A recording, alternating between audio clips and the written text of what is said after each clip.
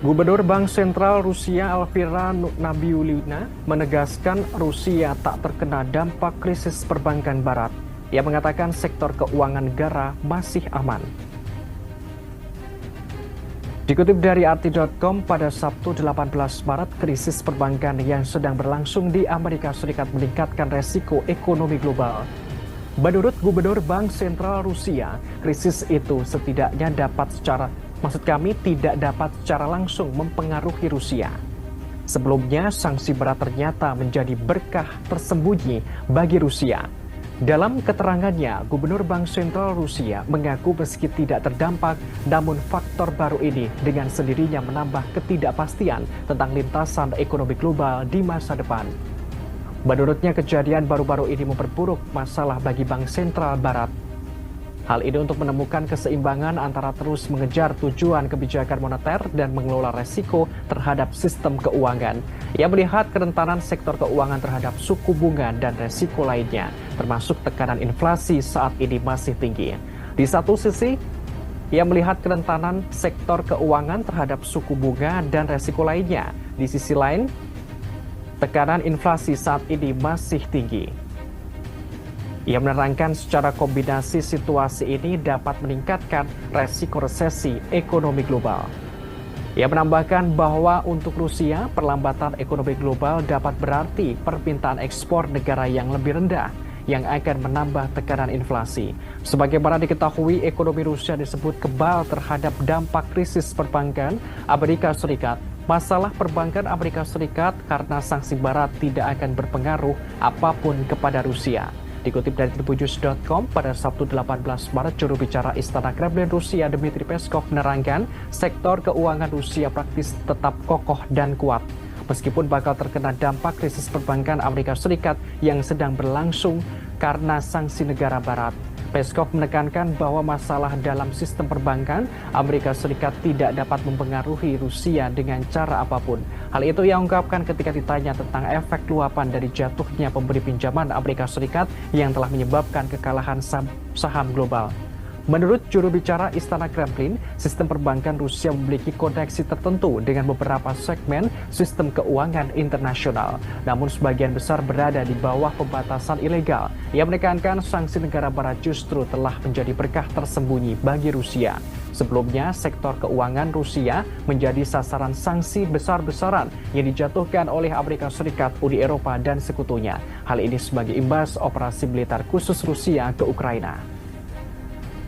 Banjirnya likuiditas di Amerika Serikat dan melonjaknya imbal hasil atau yield obligasi Amerika Serikat atau US Treasury menjadi perhatian bagi negara berkembang seperti salah satunya negara kita Indonesia guna mengantisipasi efek dari taper tantrum yang pernah terjadi pada tahun 2013 lalu. Seperti diketahui, pengesahan paket stimulus jumbo Amerika Serikat senilai 1,9 triliun dolar Amerika Serikat beberapa pekan lalu memberikan dampak variatif bagi pasar keuangan di Indonesia. Di sisi lain, investor juga mewaspadai adanya kenaikan yield US Treasury yang bisa membuat investor asing kabur dari pasar obligasi di negara berkembang, termasuk salah satunya di Indonesia. Ada isu yang berkembang bahwa kondisi taper tantrum yang terjadi pada 2013 lalu ditakutkan akan kembali terulang. Saat itu dana yang tadinya bertengger di dalam negeri mendadak kembali ke Amerika Serikat seiring dengan kenaikan imbal hasil bond Amerika Serikat. Rupiah dalam waktu seketika anjlok dan ekonomi Indonesia pun tumbuh semakin melambat. Lantas apa sebetulnya taper tantrum dan apa dampaknya bagi nilai tukar rupiah dan juga perekonomian di Indonesia? Mari simak ulasannya dalam keganasan The Fed mulai telan korban. Ya, sebelum kita masuk soal apa sih penjelasan dari taper tantrum ini, kita lihat dulu nih kebijakan moneter The Fed ke belakang, terutama sejak tahun 2019 hingga 2021, yakni pada saat pandemi, di mana The Fed cenderung menurunkan tingkat suku bunganya. Kalau kita lihat pada tahun 2019, ini memang The Fed cenderung menurunkan suku bunganya, yakni 3 kali, yakni pada Agustus, 31 Juli 2019, kemudian pada September dan juga Oktober, yakni masing-masing sebesar 25 basis poin. Nah, saat itu The Fed menurunkan suku bunga acuannya, kondisinya lantaran memang tingkat inflasi berada di bawah target 2%. Nah, normalisasi kebijakan moneter The Fed ini dilakukan untuk mencegah inflasi yang terlalu tinggi dan juga menjaga stabilitas ekonomi jangka panjang tujuannya. Namun normalisasi kebijakan suku bunga The Fed seperti yang dilakukan pada saat dan juga pasca pandemi dapat memiliki efek domino yang signifikan pemirsa pada perbankan dan juga perekonomian global. Jadi kebangkrutan bank dapat menyebabkan hilangnya modal dan likuiditas di pasar keuangan. Ini dapat menyebabkan krisis keuangan bahkan resesi ekonomi.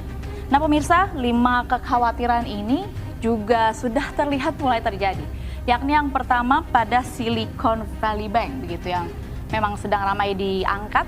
Yang pertama kali angkat tangan perbankan besar karena tidak tahan atas kenaikan suku bunga The Fed ini karena para deposan yang didominasi oleh perusahaan teknologi dan juga perawatan kesehatan menarik asetnya secara serentak senilai 42 miliar dolar Amerika Serikat dari SVB.